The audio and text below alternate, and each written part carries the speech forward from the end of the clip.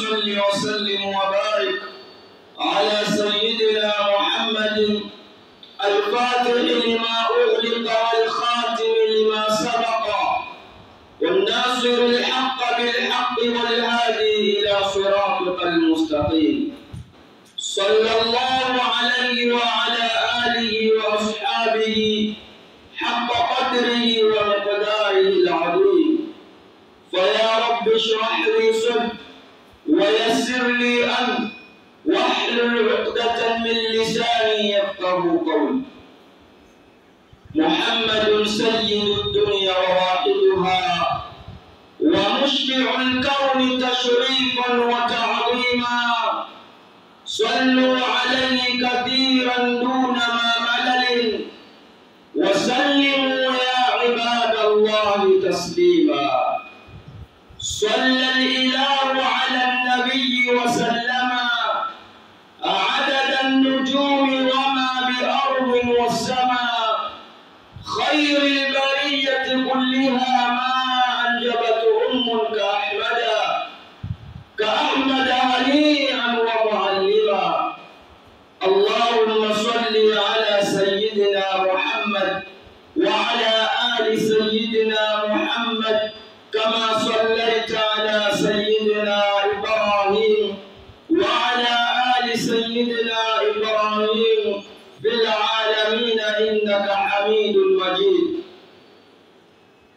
إخوة الإيمان وغراس العقيدة، baada ya kumshukuru na kumhimidi Mola Tabaraka wa Taala na kumtakia rahma na amani kiongozi wetu, mwalimu wetu, kipenzi chetu pamoja na kipenzi chake Allah Subhanahu wa Ta'ala, Bwana Mtume Muhammad sallallahu alayhi wasallam, kwa sababu hatuna budi kumtakia rahma na amani. Yeye ndiye sababu kuu ya mimi na wewe kujiliwa na neema ya Uislamu na siku ya leo kukusanyika katika sehemu miongoni mwa sehemu tukufu katika ardhi. Yeye ndiye sababu ya mimi na wewe kupatana mahala kama hapa. Kwa hiyo ni wajibu wetu, ni sharti na ni lazima kila tunapokutana katika kukumbushana yaliyomo katika kitabu cha Allah Tabaraka wa Taala na mengineyo katika dini, kwanza kabisa tuanze na kumtakia rahma na amani aliyeyafanya ama ambaye kwamba ni sababu ya mimi na wewe kukusanyika katika mahala hapa. Ikhwata al-iman, kwanza kabisa pia nichukue fursa hii adhimu kuihusia nafsi yangu pamoja na kuzihusia nafsi zenu katika swala zima la kumcha Allah Tabaraka wa Taala, kwani hakuna kufaulu kwa mwanadamu isipokuwa ni katika kumcha Allah Tabaraka wa Taala. Kwani katika kumcha Allah Subhanahu wa Subhana ndiko kunapopatikaniwa kichwa cha kila kitu. Ikhwata al-iman, ndugu zangu Waislamu, leo ningependa unwani ya maudhui yetu tuzungumzie maswali mawili katika maisha yako duniawia na ukhrawia, maisha yako ya kidunia na maisha yako ya akhera. Jiulize maswali mawili, maswali ambayo kwamba yana mafungamano na wewe katika dunia, na vile vile maswali kama haya yana mafungamano na wewe na akhera yako, na namna gani utakavyokuwa ni mwenye kupatana na Mola wako Subhanahu wa Ta'ala. Swali moja litatuchukulia wakati wetu, swali la pili tutalipitia kwa sababu ni maswali yote yanafungamana. Swali la kwanza, utakapokuwa ni mwenye kuondoka duniani, jina lako litabakia vipi? Utaacha nini katika dunia ambacho kwamba watu watakukumbuka nacho? Swali la kwanza. Swali la pili, umeutendea nini Uislamu wako iwe ndiyo sababu ya wewe utakapokuondoka duniani basi ukumbukwe, na sio utakapokumbuka binadamu peke yake, wakukumbuke mpaka malaikatur rahman. Amali utakazozifanya, mambo utakayofanya yawe ndiyo sababu ya kukutengenezea hoja yaumul wa'id. zangu Waislamu, tunaweza kutengeneza muamala mzuri na watu ikapelekea tukiondoka duniani tukabakia tukitajwa kwa uzuri. Lakini swali gumu, umeufanyia nini Uislamu wako katika umri uliojaliwa na Allah tabaraka wa taala kuishi katika ardhi? Hili ni swali ambalo kwamba tukiamua tufungue madaftari ya maisha yetu namna tulivyoishi. Umeishi katika dunia miaka 20, 30, 40, 50, ukiwa na afya kamili, ukiwa na wakati mzuri, Allah amekupatia neema mbili ambazo kwamba Bwana Mtume Muhammad sallallahu alayhi wasallam anatuambia, na'matani maqbulun fihima kathiran minan nas, as-sihhatu wal faragh. Neema mbili Allah tabaraka wa taala amewapunja. Maana ya kupunjwa ni kupunguziwa. Allah tabaraka wa taala amewapunguzia wingi katika watu neema mbili, siha na afya. Siha na wakati. Ulama wanatuambia wakati uliofaragha iliyozungumziwa hapa ni wakati wa kumwabudu Allah tabaraka wa taala. Sasa wewe Mwenyezi Mungu Subhanahu wa Ta'ala amekupa afya, amekupa na wakati. Umeshindwa kuitumia afya yako na wakati wako kwa ajili ya kumtumikia Allah tabaraka wa taala. Umeshindwa kulijibu swali ambalo kwamba ndilo swali gumu watakalofeli nalo watu mbele ya Allah tabaraka wa taala. Na ndilo swali ambalo kwamba litakalowaingiza wingi katika watu katika kuipata rahma ya Allah tabaraka wa taala. Siku ya Kiyama ulama wanatuambia, jaribu mwanadamu utengeneze hoja za maswahaba. Hoja za maswahaba wa Mtume Muhammad sallallahu alaihi wasallam, na nyumati zote kila mtume alipita alikuja na maswahaba wake. Lakini maswahaba na salafu na salih, maswahaba na wajia wema hawatakuja mbele ya Allah tabaraka wa taala wakidai swala. Hawatakuja kwa mbele ya Allah tabaraka wa taala kuhusiana na masuala ya swala, zaka na nini. Kitakachowaleta mbele ya Allah tabaraka wa taala siku hiyo Mwenyezi Mungu Subhanahu wa Ta'ala hatakuwa na nafasi ya kumhurumia kiumbe wa aina yoyote. Ni siku ya kupita hukumu ya Allah tabaraka wa taala. Mwenyezi Mungu Subhanahu wa Ta'ala watu watakapokuona hasira za Allah tabaraka wa taala watasahau yote walikuwa wakiyafanya katika ardhi. Watakuja mbele ya Mwenyezi Mungu Subhanahu wa Ta'ala watu wakiwa wameshikilia mikono yao, wengine wamekuja na majeraha yao mbele ya Allah tabaraka wa taala. Ya Rabbi, mimi sina chochote nilichokifanya kwa ajili ya kukuabudu, lakini nilikatwa mkono kwa ajili ya kuutetea Uislamu. Ya Rabbi, mimi walinipiga, wameniua, damu yangu imedondoka katika ardhi kwa ajili ya Uislamu. Watu wakakuja na ushahidi, umefanya nini kwa ajili ya dini yako? Hawa ni maswahaba na ni waja wema, wamefanya ibada, wamemwabudu Allah tabaraka wa taala haki ya kumwabudu. Lakini bado kwa namna watakapoziona ghadhabu za Allah tabaraka wa taala hawatatosheka na kuhesabiwa na amali zao, watakuja na mambo ya kumbembeleza Mwenyezi Mungu Subhanahu wa Ta'ala. Ile ndiyo sababu ya wao kuzipata radhi na rahma za Allah tabaraka wa taala. Watu wanakuja mbele ya Mwenyezi Mungu Subhanahu wa Ta'ala na ushahidi juu ya namna gani waliitetea na kuinusuru dini ya Allah tabaraka wa taala. Ambapo kama Mwenyezi Mungu Subhanahu wa Ta'ala anatuambia, mwenye kuninusuru mimi nitamnusuru siku ambayo kwamba hakuna nusura isipokuwa yangu. Atakayenihifadhi mimi, basi na mimi nitamhifadhi siku ambayo kwamba hakuna hifadhi isipokuwa hifadhi ya Allah tabaraka wa taala. Ndugu zangu Waislamu, watu wanakuja na ushahidi. Wengine wamekatwa mikono, wengine walinyongwa, wengine walidhulumiwa mali zao, wengine walifukuzwa katika miji yao. Alafu anakuja Rasulullah sallallahu alayhi wasallam Bwana Mtume Muhammad sallallahu alayhi wasallam anakuja mbele ya Allah tabaraka wa taala. Mtume wa Allah meno yake ya mbele yamevunjika kwa ajili ya Uislamu. Tarehe inatueleza Bwana Mtume Muhammad sallallahu alayhi wasallam alivyokwenda kupeleka dawa katika sehemu za Taif, walimpiga mawe Bwana Mtume Muhammad sallallahu alayhi wasallam. Kipigo alichokipata Taif kikapelekea vipande vya meno yake kung'oka. Kisha kwa ile hasira aliyokuwa nayo Allah subhanahu wa ta'ala akawatuma malaika Rahman. Sayyidina Jibril anakuja na malaika wa majabali kwa Mtume Muhammad sallallahu alaihi wasallam.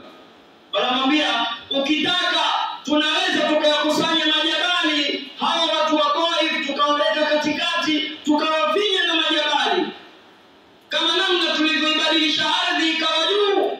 Watu walimuudhi Allah tabaraka wa taala mpaka ikafikia hatua ardhi ikabadilishwa ikawa mbingu, wakazama ndani ya ardhi kwa namna walivyokuwa wakimaasi Allah subhanahu wa ta'ala. Bwana Mtume Muhammad sallallahu alaihi wasallam kwa huruma yake anawaambia malaika, anamuelekea Allah tabaraka wa ta'ala, anamwambia hawa waache, hawajui wanachokifanya, ila natarajia kutatoka watu katika vizazi vyao watakaoinusuru dini ya Allah subhanahu wa ta'ala.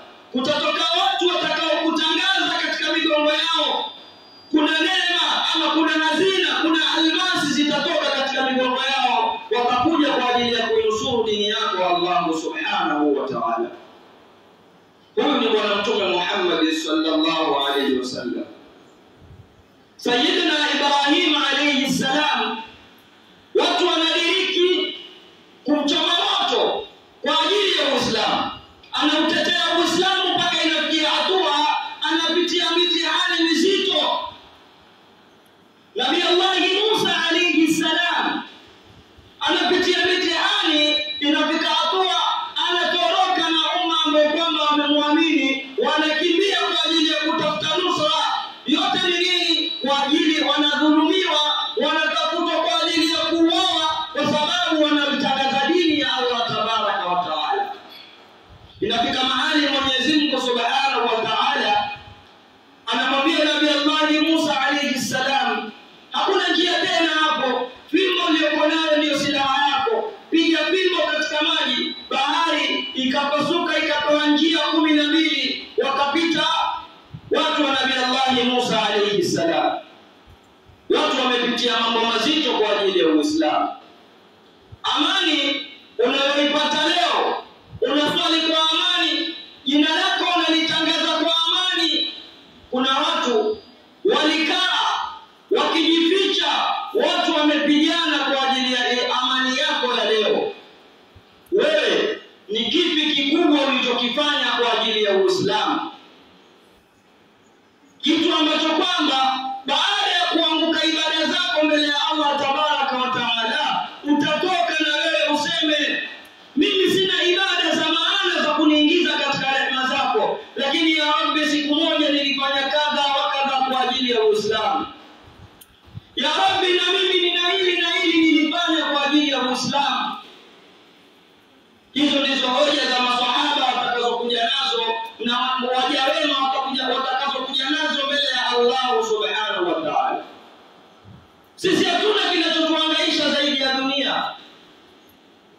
Riziki zetu tunazozipata tunazitafuta kwa ajili ya familia zetu, kwa ajili ya mali zetu, wakati Mwenyezi Mungu subhanahu wa ta'ala anatuambia inakuja siku yauma yafirru al-mar'u min akhihi wa ummihi wa abihi wa sahibatihi wa banihi.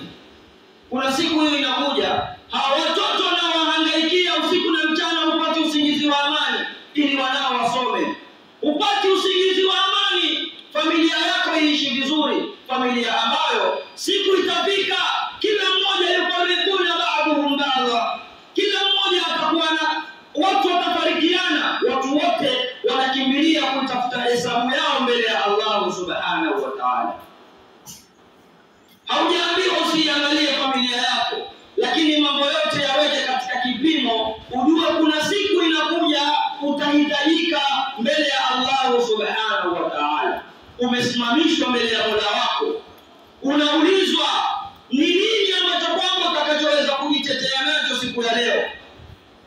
Hoja pekee yake moja ambayo Allah tabaraka wa taala atahitaji kuisikia kutoka kwako ni kitu gani ulichofanya kwa ajili ya dini yake, ni kitu gani ulichofanya kwa ajili ya kumnusuru Allah subhanahu wa ta'ala. Bwana Mtume Muhammad sallallahu alayhi wasallam anatuambia, amekaa siku moja Bwana Mtume Muhammad sallallahu alayhi wasallam na maswahaba. Bwana Mtume Muhammad sallallahu alayhi wasallam alipitiwa na usingizi, akalala katika kijamvi ambacho kwamba kimechoka. Kijamvi kile kiliacha alama katika mgongo wake. Baada ya kuamka, maswahaba wanamwambia, ulikuwa unasikia unahisi usingizi, ungenituambia. Kwa lugha ya leo tunaweza sema Rasulullah angesema tukamtafutia godoro, ni mtume wa Allah, tumtafutie godoro zuri apate kupumzika, tumpatie shiti la gharama, tumwandalie mazingira mazuri aweze kupumzika. Mbona unalala katika kijambi kilichochoka namna hii mpaka athari ya jambi zinabakia katika mgongo wako? Sikiliza majibu ya Bwana Mtume Muhammad sallallahu alayhi wasallam. Bwana Mtume Muhammad sallallahu alayhi wasallam anawaambia, mali walidunya illa karakibun istadalla tahta shajaratin thumma raha wa taraka. Ina nini kwangu mimi hii dunia? Bwana Mtume Muhammad sallallahu alayhi wasallam anaipigia mfano dunia na mtu aliyetoka na kipando chake katika kipindi cha jua kali, akafika mahala akapatana na mti wenye kivuli, akajikinga kivuli. Baada ya kupatikana utulivu wa jua, akaondoka akaenda na safari yake, akauacha mti na kivuli chake pale pale. Ndivyo namna Bwana Mtume Muhammad sallallahu alaihi wasallam alipigia mfano dunia. Ni sawa sawa na mtu ametoka na safari yake, akapatana na mti wenye kivuli, akajikinga kivuli. Baada ya hapo akaondoka na kipando chake, akauacha mti na kivuli chake pale pale. Mali walidunya illa karakibun istadalla tahta shajaratin thumma raha wa taraka. Hii ndiyo dunia, namna ambavyo kwamba Bwana Mtume Muhammad sallallahu alaihi wasallam amepigia mfano. Mimi na wewe hatuchoki, kila tukilala tukiamka fikra zetu ziko duniani. Dunia ambayo siku inakuja Mwenyezi Mungu Subhanahu wa Ta'ala anatuambia, yawma alladhi la yanfa'u malun wala banun illa man ata Allah biqalbin salim. Kuna siku inakuja hayatomfaa mtu mali yake wala kile ambacho kwamba hayatomfaa mtu mali wala watoto ambao kwamba alikuwa anahangaikia, illa man ata Allah biqalbin salim, isipokuwa yule ambaye kwamba moyo wake umesalimika mbele ya Allah tabaraka wa taala.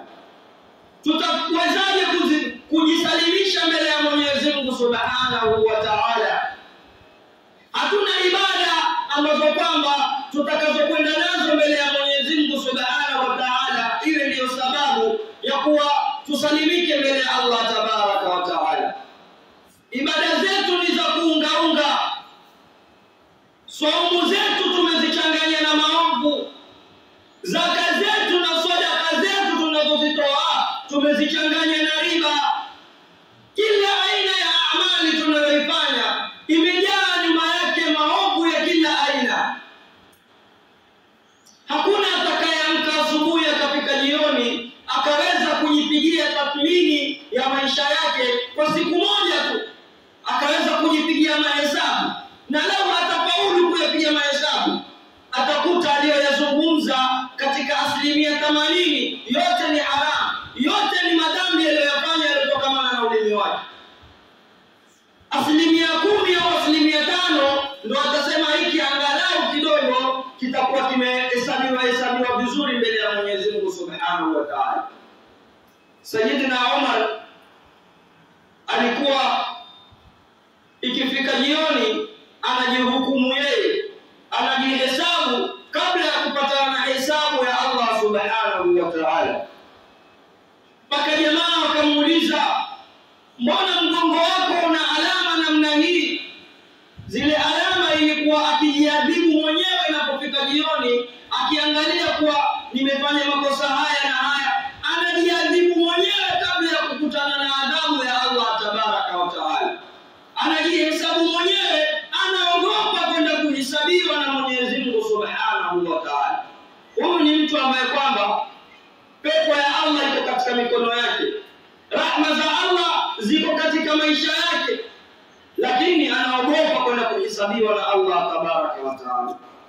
Sisi anaposimama imamu katika msikiti akanadi, Waislamu kuna hiki na hiki tunahitaji tushirikiane kwa ajili ya kukifanya, watakaosimama na imamu ni watu wachache.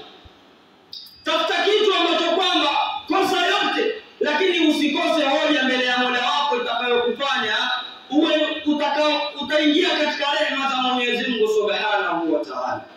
Na wewe angalau ufike kwa Allah mwambie, kuna siku 20 yangu ilitumika kwa ajili ya kuweka tofali katika msikiti. Kuna siku 50 yangu ilitumika kwa ajili ya kuweka token msikitini. La mwisho zaidi, kuna siku na mimi nilimuokoa mmoja katika wale ambao kwamba wanaitangaza dini yako. Yote haya tuyafanye. Ukiwauliza Waislamu kwa nini mambo haya yanafanyika hivyo, anakuambia kuna matajiri pale msikitini wanaosaidia ule msikiti. Kwa hiyo sisi pesa zetu zina kazi ya kufanya. Yule tajiri anatengeneza yake mbele ya Mola wake, na wewe una kitu unachojitengenezea mbele ya Mola wako. Haya ndio tuliyobakisha katika Uislamu wetu tulioko nao siku hizi. Shekhe anatuchangisha kwa ajili ya kujenga familia yake. Shekhe amesimama anatuchangisha ili watoto wake akishakusanya zile pesa wakale, au watoto wake wapate kusoma kupitia mifuko yetu. Sisi akili zetu zinafanya kazi sawa sawa. Hatuwezi kumsikiliza katika maneno yake, tutakaopata hasara ni sisi. Lakini ujue shilingi inayokuhangaisha na maneno ya ajabu ajabu, utakwenda kuitamani siku ya Mwenyezi Mungu subhanahu wa ta'ala atakuuliza, mali uliyokuwa umeibana utake kunitolea mimi angalau tukusafishe kwa yale mabalaa na madhambi uliyoyafanya katika ardhi. Haya, tuambie riziki uliyokujalia umeitumia vipi? Una majibu ya kumjibu Allah tabaraka wa taala. Utaulizwa umepata vizazi, kizazi chako umekilea katika namna gani? Ulibahatika ukawa na familia yako umeelea vipi? Tulikupa riziki yako uliitumia vipi? Hauna majibu ya kumjibu Mwenyezi Mungu subhanahu wa ta'ala. Baada ya yote haya mbele ya Allah tabaraka wa ta'ala, angalau na wewe uwe na jambo. Watu wako nyuma yako wameshikilia madaftari, watu wako nyuma yako. Mwenyezi Mungu subhanahu wa ta'ala anatuambia hiyo siku, wawajadu ma amilu hadiran wala yadhlimu rabbuka ahada. Hawatawajadu ma amilu hadiran, watakuta yote ambayo kwamba walikuwa wakiyafanya ya kwa hadir, yote waliyofanya watayapata ya kwa wazi. Wala yadhlimu rabbuka ahada, wala siku hiyo Mwenyezi Mungu subhanahu wa ta'ala hatakuwa ni mwenye kumdhulumu yoyote. Ndio pale Allah tabaraka wa ta'ala katika aya ya nyuma anatueleza mwanadamu atakapokuwa amepewa kitabu chake, anasema mali hadha alkitab la yughadiru saghiratan wala kabiratan illa ahsaha. Kitabu gani hiki nilichopewa? Hakijaacha dogo langu wala kubwa langu, illa ahsaha, isipokuwa yote niliyofanya yamedhibitiwa katika kitabu. Mpaka kuna wengine Mwenyezi Mungu subhanahu wa ta'ala anatueleza watajuta.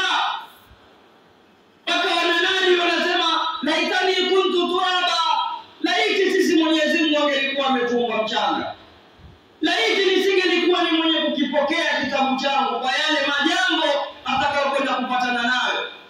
Ni siku ambayo kwamba haina shujaa ya kuwatali imani.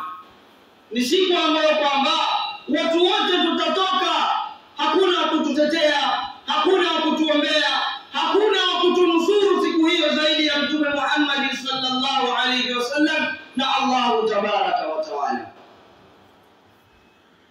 Mtume Muhammad sallallahu alayhi wasallam wakati mwisho wa uhai wake anawaambia maswahaba, natamani kupatana na vipenzi vyangu.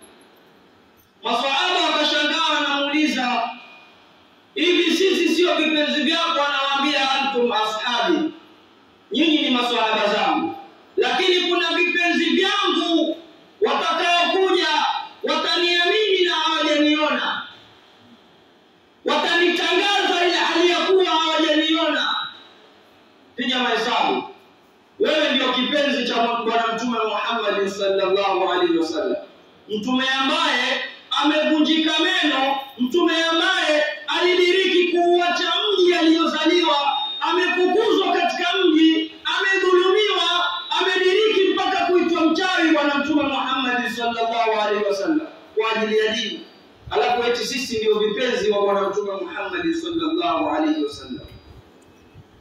Hatushtuki na dini yetu kufanya hima ya kuandaa mazingira mazuri ya kwenda kukutana na Mola wetu Allah subhanahu wa ta'ala.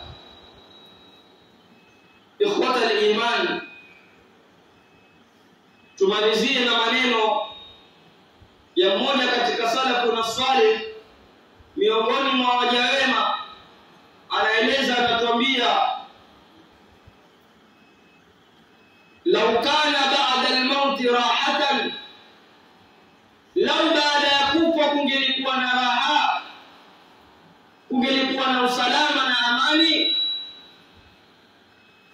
lakana al-maut rahatan an kulli hal, basi kule kufa kungelikuwa ni salama, ni amani, ni raha kwa kila aliyekuwa hai. Kila aliyekuwa hai angelitamani kufa, kwa sababu anajua baada ya kufa hakuna chochote kitakachokuwa ni chenye kuendelea. Akishakufa amekufa. Lakini anasema, walakinna ba'da an tus'ala walakinna ba'da nus'alu an kulli shay, lakini baada yake kumbe kuna kuulizwa kwa kila kitu ambacho kwamba mwanadamu amekifanya. Kila utakachokuwa umekifanya baada ya kuondoka kwako, kumbe kuna kuulizwa. Basi jiandae na hayo maswali, na hakuna atakayeweza kuyajibu maswali hayo, kwa sababu maisha tunayoishi ni ya kuungaunga. Ibada tunazozifanya hazimridhishi hata kwa 10% Allah subhanahu wa ta'ala. Basi tufanye bidii kwa ajili ya kuiandaa kesho yetu, na hakuna bidii tutakayoifanya isipokuwa ni kujitengenezea hoja. Umetoa chochote kwa ajili ya Uislamu, utakwenda kukikuta mbele ya Allah tabaraka wa taala.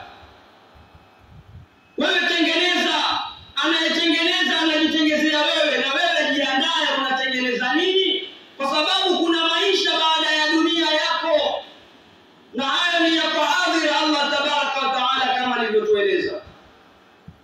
Ikhwata al-iman, Mwenyezi Mungu subhanahu wa ta'ala atujalie tuwe ni wenye kuweka misimamo kwa ajili ya kuitetea na kuipigania dini yake.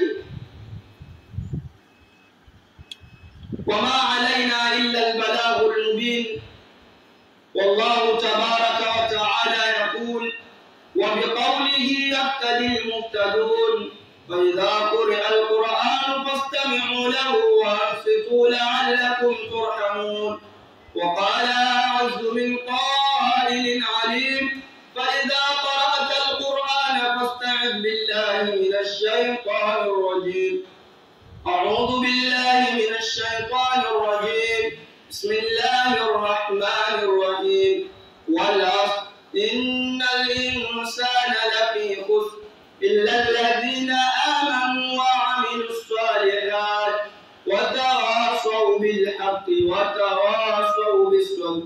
بارك الله لي ولكم بالقرآن العظيم، ونفعني وإياكم بالآيات والذكر الحكيم. أقول قولي هذا واستغفر الله لي ولكم ولجميع المسلمين والمسلمات والمؤمنين والمؤمنات ولسائر المسلمين والمسلمات والمؤمنين والمؤمنات، إنه هو الغفور الرحيم وهو البر الكريم، فاستغفروه.